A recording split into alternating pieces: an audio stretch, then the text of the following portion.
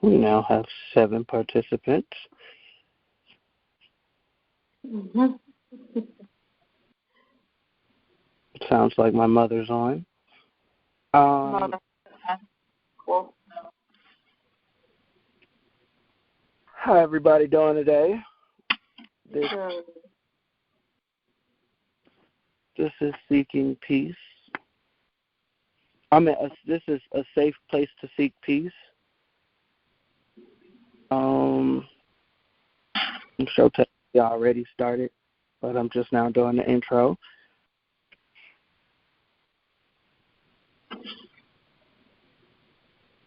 Do I have any family online? Yes. It's Auntie Debbie. How you doing?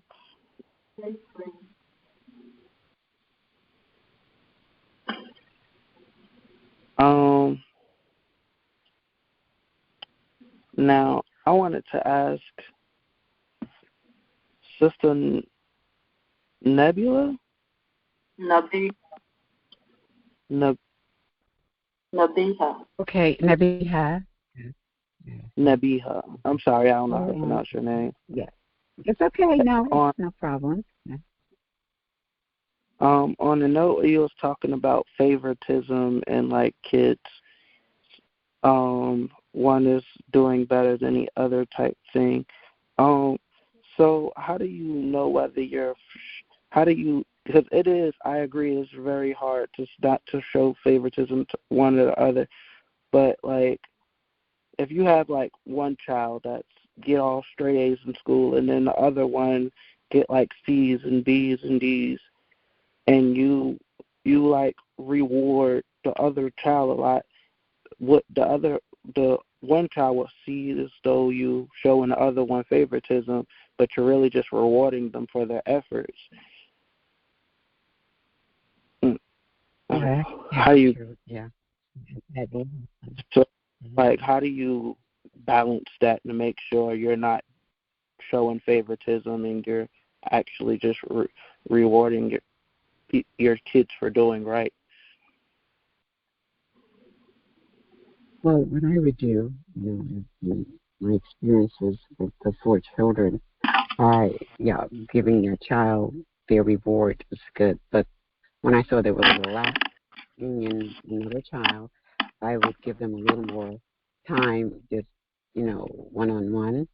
And also I bought several type of learning tools, to help them in that particular area that I saw there was a weakness in, and take them to the library. I just took, all of my children to the library often.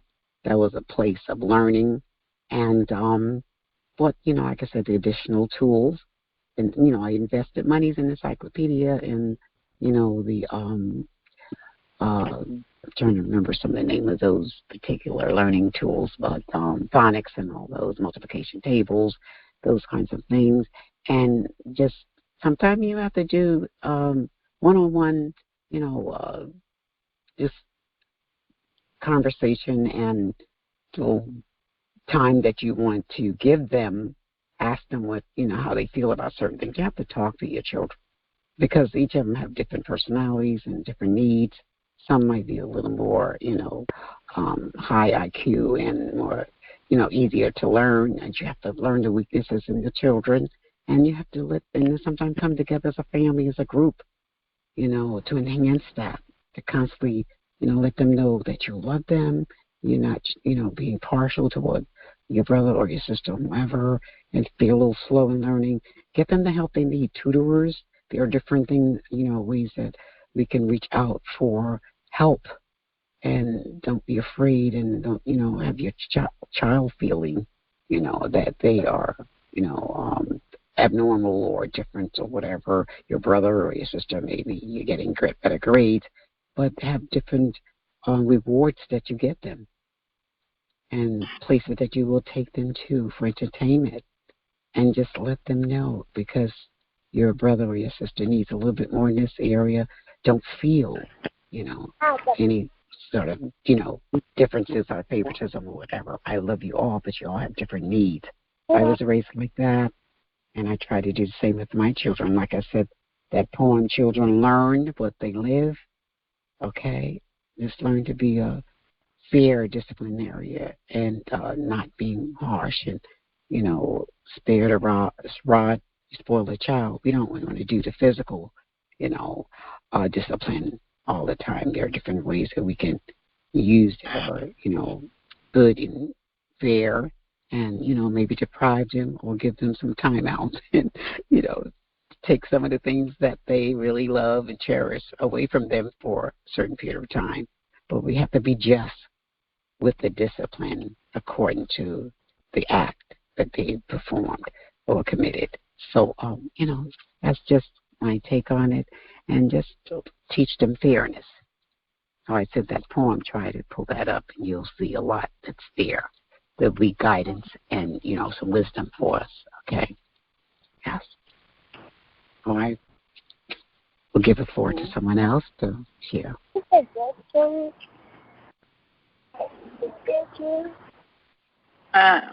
Aaron. Yes. I wanted to say that it always has to be a balance, you know what I'm saying? But you can't give the child that's not doing the same level of work, in a sense, the same type of reward, just because you don't want them to see favoritism.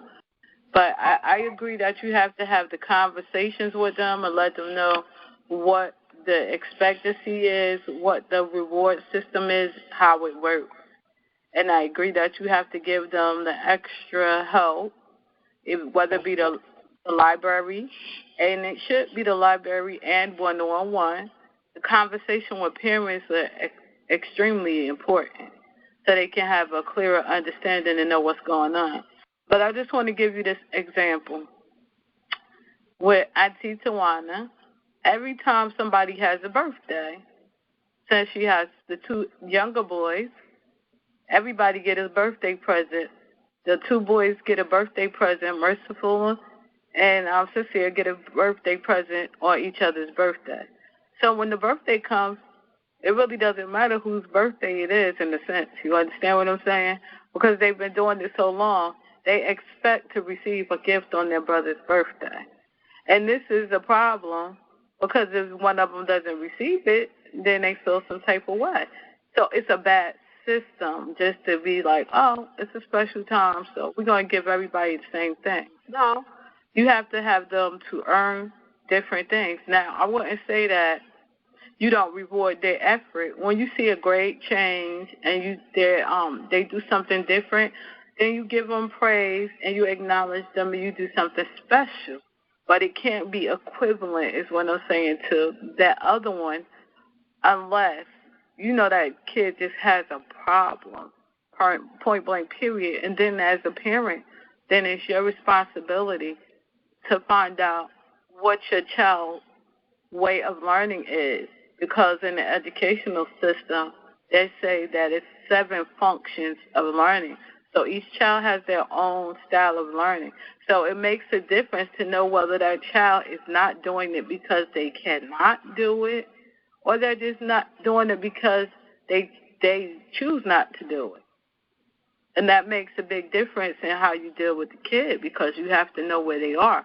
So if you feel like they have a problem, then they need to get evaluated so they can understand. And a lot of parents don't want to do that, but in the long run, it hurts them. Like, for instance, we have a 61-year-old man right now that never been evaluated because the parents didn't want to, so they say, the stigma over his head. So now the parents are up in age, 90s and late 80s, and he never been, evaluated. So now, if anything happened to them, what is he going to do? He don't have any safety system put in place. Now, I'm not saying that's the extreme right there, but it's a possibility. Now, with one of the other ones, one of your cousins, I had to get her evaluated so I could find out her style of learning because her reading wasn't up to par.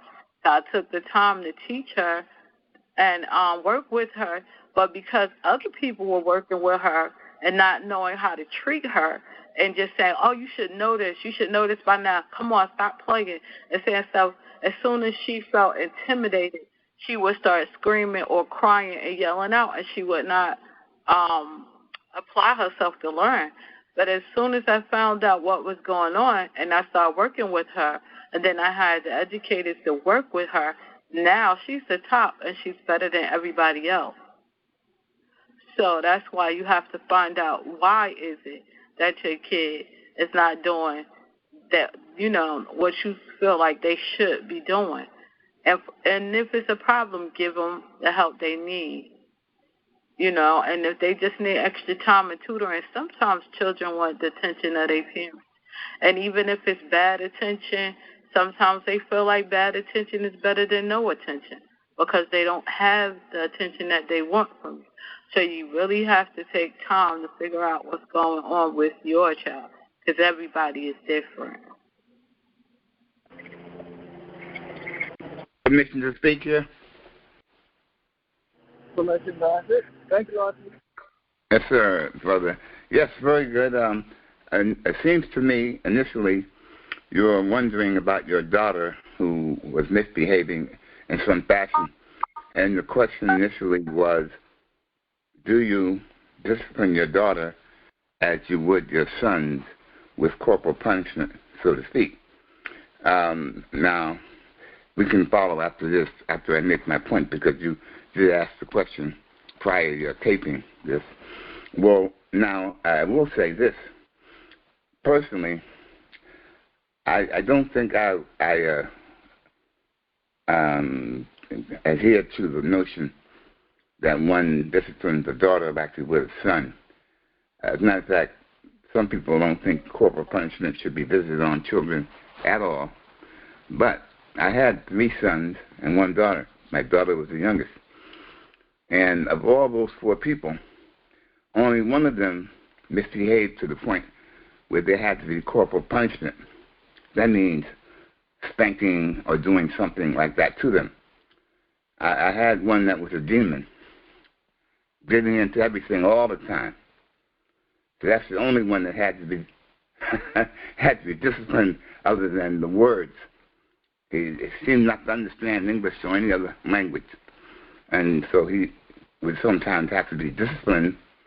My wife would give me the job to discipline him. Of the other 3, the other 2 boys, males, I never, ever, ever, ever, ever used any kind of physical anything to get them to adhere. I used words, as I did with my daughter. And I would have done that with all 4 of them, save for the fact that I was growing up. I was a person trying to grow into fatherhood. I was married when I was 21. So I was learning all about it. And after, like I say, after the second son came, he was so different from that first one. The first one, I could talk to him, reason with him, and it worked very nicely. So I only had one of them that had to use that kind of, in other words, I didn't beat him like a slave. But I did have to discipline him in some fashion. And I absolutely never, ever, ever use any kind of physical restraint on my daughter at all, ever. And that was my family, and that's how I saw it. And as a man, I don't think men should physically assault their daughters. And maybe you might think sticking them on the hands and things like that, perhaps, or saying no. But I think no is enough. And talking to them or sitting them, giving them time out or something like that. That's what I believe. I'm 78 years old, so I just don't get the idea of disciplining girls the same way you do boys. But more than that, though, I did have 2 other sons who were very manly people, and I never, ever, ever, ever physically disciplined them. I just used words or time out or something, or taking something from them or whatever it might be. That's basically how I see it. I yield back the time. Thank you. So what do you do if you keep talking to them and they keep doing the same thing? Well, I think some of the other people on might be able to say some more to that. Seeming that we have more females on right now. I would think if you continually try to get your point across, then you have to try other methods. I think all methods should be used outside of corporal punishment. And obviously sometimes you do have to spank a child. And so you spank the child. I mean, you don't beat them senseless, but it's enough to let them know that's a no-no. I think I think most of you use language to say that's a no-no. That's my view. And if they continually do that, you have to become very skilled at finding other ways to get to this kid. You have to find other ways. And as the kid is growing and growing, you finding those other ways, I think, will be much more satisfactory and much more helpful. And if not, if you're the dad, then I think the mom needs to come into this and together come up with some ideas as to how to get to a kid. Unless they have psychological, emotional, or other difficulties where it's problematic, again, you still can't bash a kid who has had some developmental or other problems going on in their head. You just can't say. And what if? Because you haven't tried everything. You're young yourself, so you haven't tried everything with this kid. So you have to be creative and think of other things to say and do. That's my view. Thank you, sir. Thank you.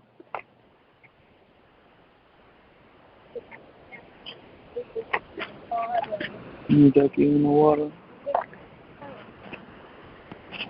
I'm sorry, I'm walking through the park with my daughter as we speak while we're on the podcast. She's looking at all the duckies.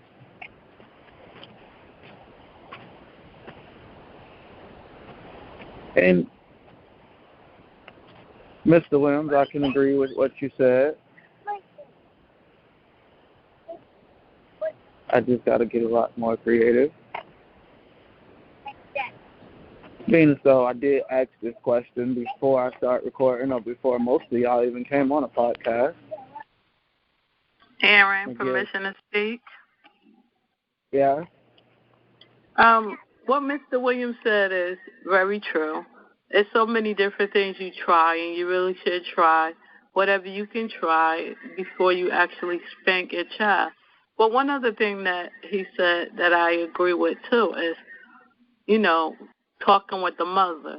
Now, he said talking with the mother, but depending on the mom, what happens after that. Because depending on the mom, see what happens in the family, children pay attention to how they could play on their parent. Now, if you go to mommy and cry to mommy, and she takes your side, and she lets you get what you want in spite of what daddy said, then that's what you're going to do. If you go to daddy, and daddy lets you do whatever you want to do in spite of what mommy said, then they're going to run to daddy. So now, mommy and daddy have to come together and decide what needs to be done and stand together as one unit. You know what I'm saying? Because the kids are watching how y'all interact and how y'all do things, whether y'all reinforce what the other one is saying. And this is sometimes why the child does not listen to the other parent, because they have the other parent that they feel is the boss. They're going to get whatever they want from them. And whatever that other parent said is irrelevant because they know who to run to. So they'll play that game a really long time, for as long as they can. And I believe it's a scripture in the Bible that talks about that type of spirit that kid has, or that a person has when they do this type of thing. I can't remember the name of it. I think it's in Galatians. But you have to understand they're very wise people at a young age. So if y'all don't stand firm together, then you may have to deal, if it's you having a problem and the mom is not supporting, you have to deal in a way that you stand strong and firm and say, this can't happen. We have to do something different. But first you try to work it every other way you can. You have the discussion with your other partner. Find out, well, this is the case, and I don't know how to deal with it. I'm trying, so I need you to help me out with this, and I need you to understand. It's just like when my kids said, you can't watch this on TV. Grandma said you can't watch it. And I started laughing, and I called Grandma and said, Mom, I need you to come over here and talk to my kids and give me permission to do things in my own home. Because you said when I get grown to get my own place, I could do what I want, and this is my own place. But I did that as a respect. I wanted my kids to understand I respected my mother. And she does have a certain ranking in my family no matter what. And I didn't want them to feel that any time you can disrespect your parents or your grandparents. So both purposes I was serving by doing what I did. And so she said, well, I'll come over there and I'll talk to them, but I don't like you to watch that stuff like that negative stuff, like Charmed. I said, okay, Mom, thank you. I need you to give me permission to eat in my room and watch TV. But I stopped watching that. You know what I'm saying? But it was a lesson to your cousins, you know what I'm saying? Because they was like, oh, you disrespecting your mother, my grandmother. My grandma said she don't like this and she don't like that. And I'm like, oh, okay. So I'm saying you just got to be kind of clever with what you do. And then when it comes time that you stand your ground, when you need to, when you feel like all else has failed, then you stand strong and you weather the storm. And you let them know that, okay, this time's up for this. We tried everything and it's not working. So we have to do something different. Now, you may have to stand alone at that point, but that's what you have to do.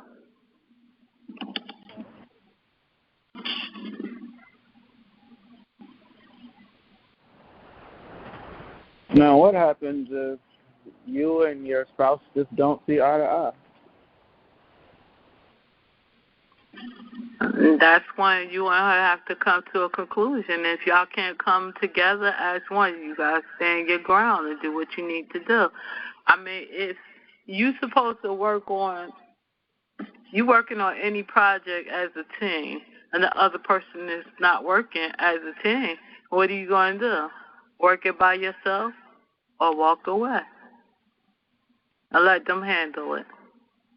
Put it in their hands and have nothing else to do with it. Because you can't afford to get yourself in a bad situation about this.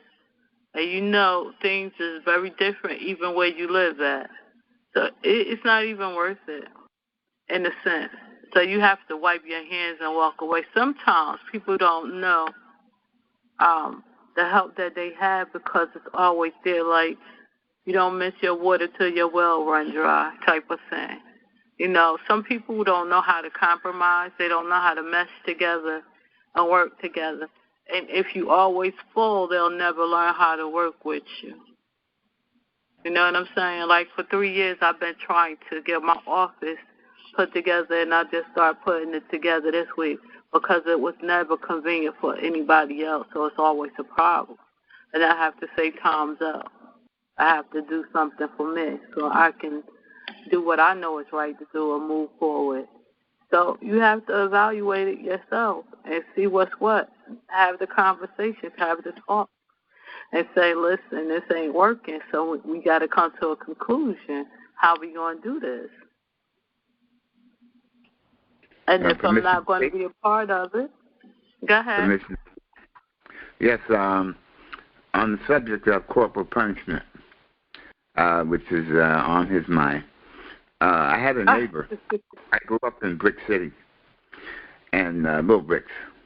I had a neighbor who lived right next door to me, and his dad would beat him for misbehaving. Now, he would beat him, Aaron, and he would beat him. And then he would beat him some more. And he would beat him, and here's what the kid would say. No, Daddy, please, Daddy. No, Daddy, please, Daddy. No, Daddy, please, Daddy. Now, he would say that 25 or more times. He would strap him to a radiator, and he had a belt, and he would beat him, and he would beat him for hours. And the boy wound up going to Jamesburg when he was 13. He was convicted of murder down along the way. He was in and out of jail all the time. Seemingly, the beating him did not turn him into a person who was going to not do wrong. Now, he did go into the Boxing Hall of Fame and all that. And I even visited him in prison and saw one of his fights in prison. But I remembered what happened, that this man beat him like that. And it didn't turn him into, I guess it turned him into a person that could take a lot of pain in the boxing ring. But he committed crimes because of maybe the whole upbringing in that fashion. And that's the part I'm trying to get at. Even if you have males and you beat them, there's a point where you have to let up. And there's a point where you have to wonder what to hit the kid with. Now, this is getting extreme, but I know a person who one time was beating their son with a belt, a buckle belt, and he hit it against one of those stoves, one of those Pyrex stoves, and smashed the glass in it. He missed the kid with that blow. So some people do a lot of these things are way out of hand. So I think from spanking or tapping them on the legs or whatever it may be, either way, I think corporal punishment is unhealthy. I've heard someone say, "Spare the rod, spoil the child." I think that's inhumane because the child doesn't get spoiled if you don't beat them up. You can talk to them and say words to them that can hurt their little feelings and make them really consider what it was they did. That's sort of like how that goes.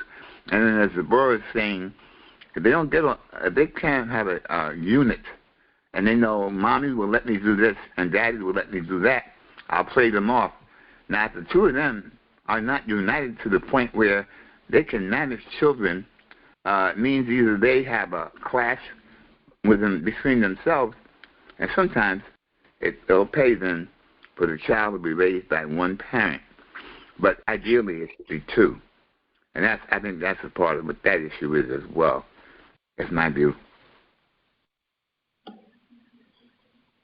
And permission to speak, Aaron. Hold on, Auntie.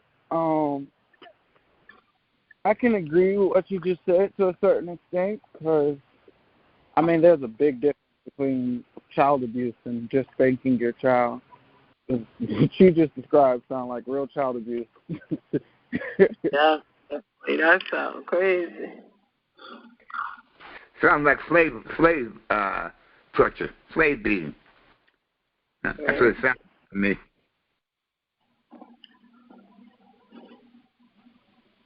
I mean, I would pop my child or give him a little spanking, but all that I don't do it to hurt them. That's parents that actually beat their kids to hurt them, and the last thing I ever want to do is hurt my kids.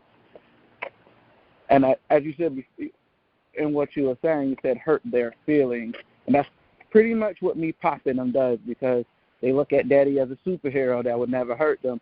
So when you pop them, it hurt their feelings. It makes them feel like he must be really mad at me, and what I did was really wrong because he just did that to me.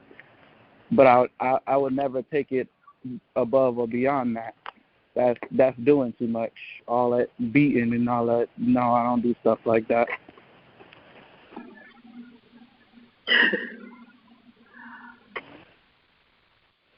Auntie Debbie?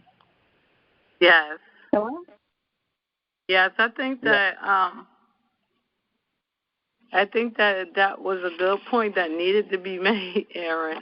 You know, was nobody think that you're that type of person because we know that I know that you're a very loving person and all the children love you.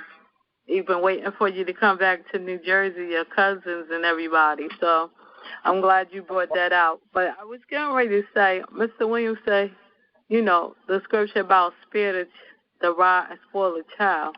I believe that scripture is put in place to say it's not about abusing them. It's about correcting them. You know what I'm saying? And if they have to sometimes have a little discipline, nothing abusive and extreme, then that's what they have to do. You know what I'm saying? Because I think the spoiling part comes when, kids are very smart. My daddy loves me. He said, I'm so cute. He buys me everything. He takes me everywhere I want to go. He buys me everything I want. And, yeah, Daddy might be mad for a little while, but he's going to be all right. He'll get over it. And when Daddy get a little bit of time, I'm going to run back over there, and I'm going to ask Daddy, will he take me to the store and buy me some candy? Because my daddy likes to buy me things and take me places. He'll be like that, but he'll get over it. I'll just have to wait a little while. See, kids reason very well, even better than people think, and they're more advanced. They study us more sometimes, I think, than we study them. So they know your personality, they know how you are, they know your temperament, they know how mommy is, and so they devise their own plan. You know what I'm saying? And sometimes they even know how to make you feel bad so that you can do what they want you to do. So you have to be careful because children are very smart little people. They're just little people. May I speak, Aaron? Yes, Mr. Williams. Yes, sir. Aaron, now, the one kid that I had to use any corporal punishment on, that kid, he always, his mother could always get the truth out of him. I don't think I'd be able to get the truth out of him like she could. And she never had to use corporal punishment on him at all. And so that was my role to do. But we were not mean to our kids. And I think the kids understood some things, like if you would take something, a favorite toy from them, or would tell them to sit on time out. Those are things that make them stop and think. And I think making them stop and think is far better than tapping and hitting them or whatever. But I guess people are all different. And so I just sort of feel that, to me, I'll give you an example. For me, when I was growing up, my mother did not spare a rod. And if we did whatever it was that she thought was not good to do, she would give us a beating. She would beat us with things, okay? And even myself, I was a good kid. I really got into stuff. But she still would hit me with belt and things, and I would never cry. And my brother, though, would run, jump under the bed, and all those things. And she would say, take the springs off, take the mattress off. He'd be holding on. She had to go through changes just to give him a spanking. See, all that stuff, none of that was good. I guess she learned that from that, it came from the slave mentality, where some of our people handed down the tradition of physically managing our children. But Aaron, you're such a kind, gentle fellow. You need to just basically verbally chastise children to a point, or put them in a corner, sit them in a chair, giving them a timeout or whatever. Those are good things. And I hear in your voice a person like you not really happy with the notion of having to lay your hands on a kid in a mean way. And that's what I would advise you, to keep on doing what you're doing, keep on being who you are. All men, not all men, feel that they need to discipline their children as they would another man, you see. So, you keep up the good work, young man. I don't think you're thinking about disciplining my niece as if she was another man, because that would be a problem for you, right, Aaron? Permission to speak? Hello? Yeah. There's somebody else that asked to speak before Yvonne and I. She's knocking. Hello? Yeah. Yes. Can you hear me? Yes, ma'am. Oh, okay. Hi.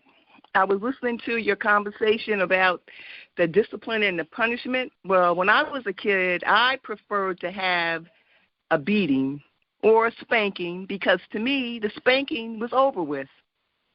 So I usually put my children on a punishment because on the punishment you had a chance to sit and think about what you did. But with me, when I was a kid, I would prefer to have gotten a beating because the beating or the spanking was over with. And with the punishment, I would rather put the child on a punishment because they had time to think about what happened, and you could give the child either a day of punishment, a week of punishment, depending on what the child did. So I preferred to have, as a kid, I preferred to have the beating, get it over with, and I could go back to watching television or having my favorite dessert or anything that I wanted to do rather than getting on the punishment, because on the punishment, I knew I was going to be on the punishment for a week or 2 weeks, depending on what I did. Now, I'm retired. I'm a retired person now, but back in the day, I used to work for the Division of Child Protection and Permanency, so I got to see a lot of abuse. And at this point, there's still a case that I still remember because the child's mother beat the child to the point, and it still bothers me to this day, where she ended up beating the child with a belt, and she ended up knocking the child's eye out. Oh, God. So even to this day, as old as I am, I still think about that case. So that's why I said, for myself, I would rather put the child on a punishment and let them have time to sit and think about what they did. And that's all I have to say. Thank you. See, now on that, I 100% agree with you on that, but that also goes back to what my aunt was saying about kids playing adults against each other. Because I could put my daughter on punishment, but when she go to her mother, she's not going to be on punishment anymore. And if the parents don't see eye to eye, then there's nothing I can really do about it. There's always... I'm sorry. Permission to speak? Yeah. Hi again. So I've been in and out, but it sounds like we're now talking about discipline, the best forms of discipline, and the effectiveness of it. I've always gotten beaten, but then I've always gotten punishment as well. If I was wrong, the beating would affect me. If I was right, it wouldn't affect me. Literally, people would sweat trying to get me to cry. But if I was right, I wouldn't take it. I wouldn't accept it. I think it's more important the lesson and helping children to understand what they did being wrong. If it was wrong. I remember this young lady child got a beating because her aunt was told that she bit someone outside. So she beat her. She said, biting is nasty. You don't bite people. Well, when she heard the whole story, after the beating, the young lady, the child, bit the person because the person was choking them. So that was their only way of getting away, of releasing that person from them. But I think it's important to know, I'm a why person, W-H-Y, why something has been done, and helping them to understand why it wasn't the right thing to do. Because when you beat them, it just teaches them pain. You could beat them and say, I told you not to do, okay? But maybe they had a reason for doing it. Communication is very important, and then communication is done in so many different ways. You can look at a person, and they know how angry you are. You can scream at them, and they know how angry you are. You can beat them, and they know that you're out of control. I feel that is one way that parents show lack of self-control when they have to take to whipping. Because technically, they get a little excited about it, some of them, real excited about it. It's a trigger. As you say, who knows how far back it goes, and who said it's going to be that effective, but it shows lack of self-control. To me, when you spank or beat, if you want to get their attention by helping them to understand why what they did was wrong so they know what to do the next time. Thank you.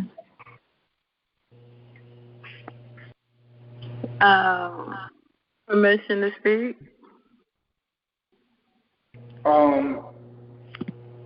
Yeah, go ahead.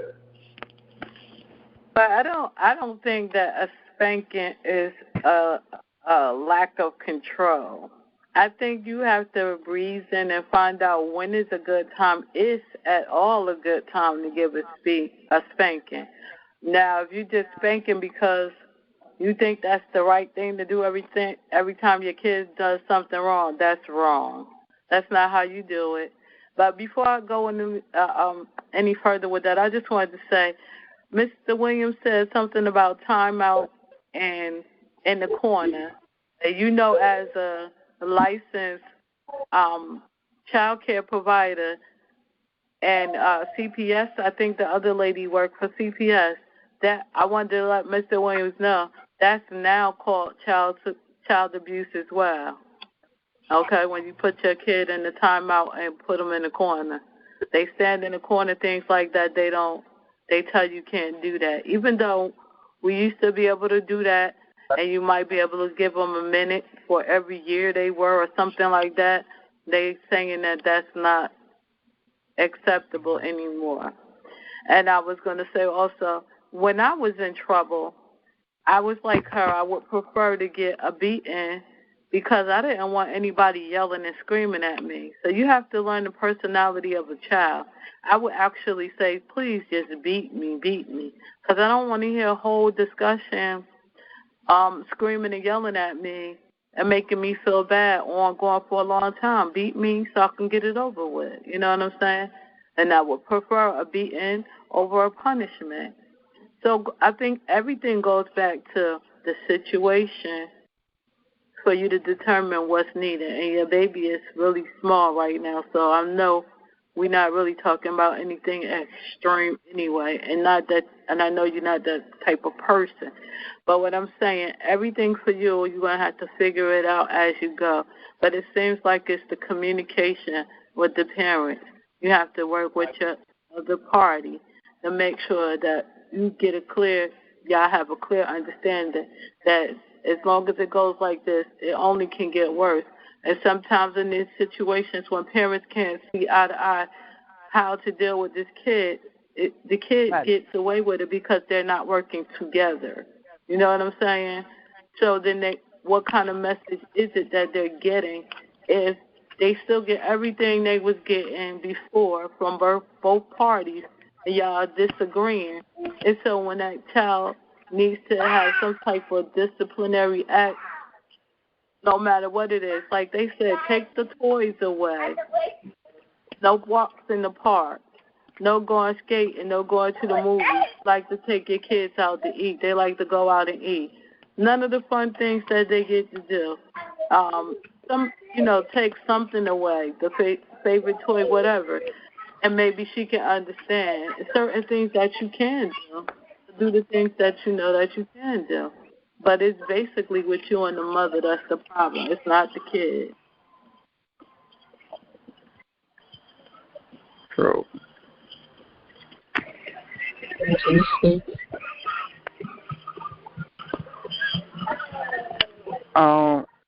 I want to keep having this conversation, but I'm just going to let y'all know my phone on 9%, so it's going to die in a little bit. Okay, somebody asked for permission to speak, Aaron. Whoever it was, permission granted. Okay. Just briefly, I just want to say to all the listeners and those who have participated, many of you have said some, correct, in terms of dialogue, and it's very, very good, and sharing. And all of our households are different, and our children are different, and we have to apply those disciplinary, action that we judge and use according to the circumstances. I just want to say we do not come here with a manual. No person is born with a manual. So we have to learn from day to day, moment to moment, about how we're going to raise our children, our child, and apply whatever it is discipline according to the act. And when I use the term spit around for the child, that's from your Bible, scripture. And it didn't, like Sister Deborah explained. I love her explanation of it for correction, reminders. And these are things, and it is very broad in terms of raising and rearing children. Even in a relationship, there's no one set rule. There are exceptions, and we have to look at what was done, that particular act, and how to apply a solution to it. And we have to constantly seek God's help and use those spiritual guidance as well as things that we learn from other, books and, therapists and authors or whatever. They are food for thought, and we have to weigh it. In a situation with someone that when the parent, if someone in that household committed an act, she would beat all of the children. And this person is an adult and was very adamant and resentful of, because of how the mother applied, the discipline. So we're just parents. And we learn as we go along love, communication, and just weighing the simple act. And then we need to respond according to that and be just and loving. And thank you, Aaron. Peace. Amen. I like all y'all advice. Is there anybody online that wasn't beaten as a child? Ever? Probably not. See, I think I need. I need that experience. I need someone who's never been beaten as a child. I need to talk to someone like that, so I can know the ins and outs of it. Well, I need to do more research. Aaron, they have some scary stories about people that have not been beaten as a child.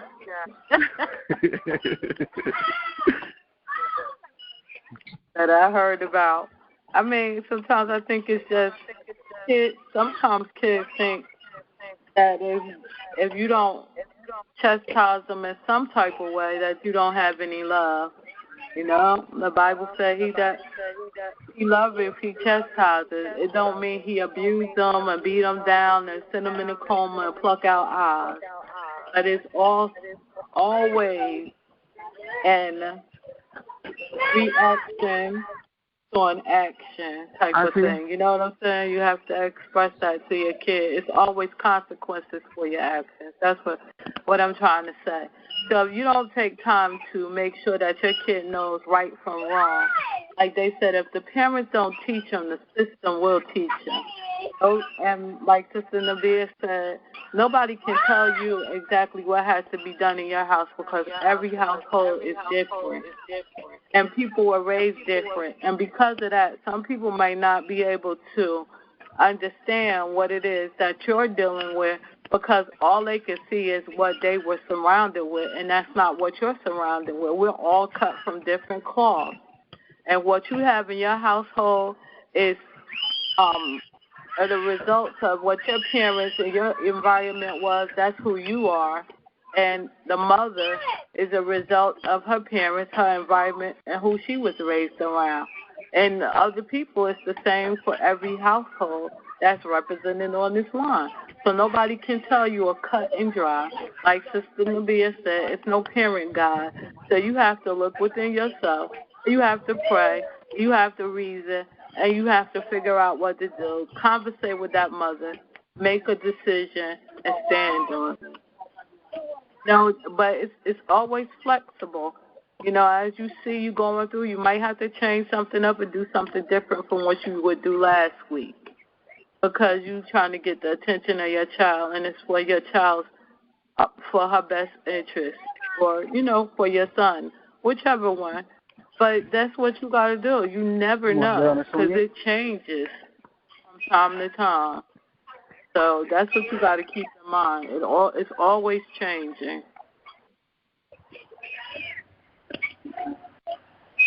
Well, now, on that one? May I speak further on? Yes. Yes, Aaron.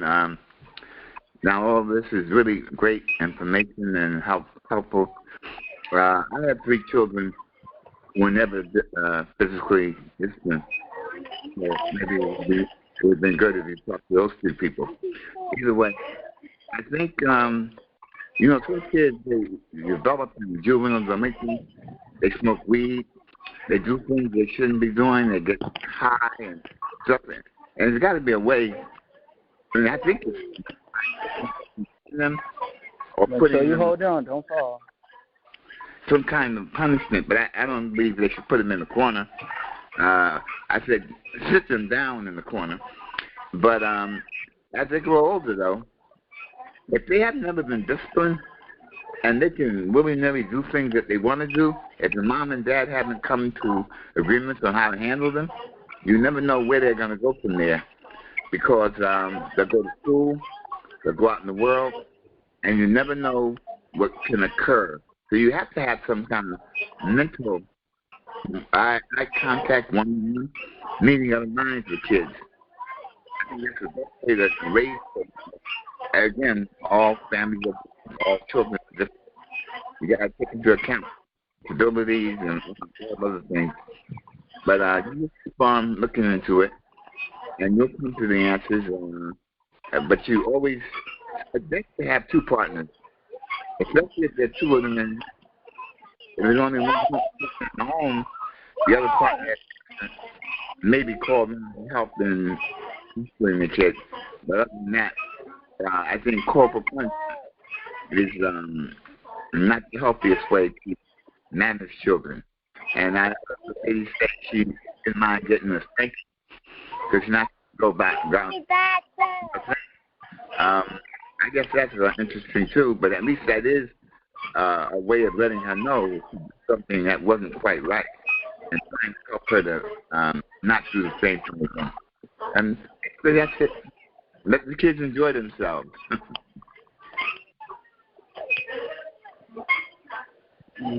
My daughter looks like she's enjoying herself right now. She sounds like she's enjoying herself.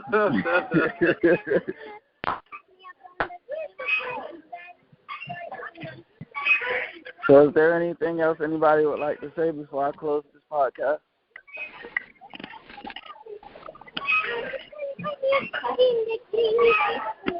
Hello? Great show, Aaron.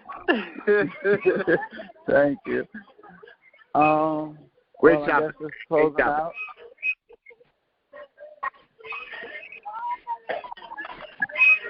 He said Mr. great Williams, topic. is that you? Yes. Oh, thank you. I don't know the proper way to close out because I still don't remember the other shows that comes after me. So. Well, this afternoon you have Knowledge is the New Power with Watley Bay and Coach T at 5 p.m. You have Positive Impact with me, Deborah Fitzgerald, at 7 p.m. And you have Abdul the Health Man at 9 p.m. Those are the shows that are following today. And, of course, every morning we have a 7 a.m. prayer call with Carol Lucille from the Pink Sofa. Thank you, Auntie. You're welcome. Great show, Aaron. Very great show. Thank you. I'll see y'all again next week, and I'm about to stop the recording. God willing. Bye, everyone. Bye.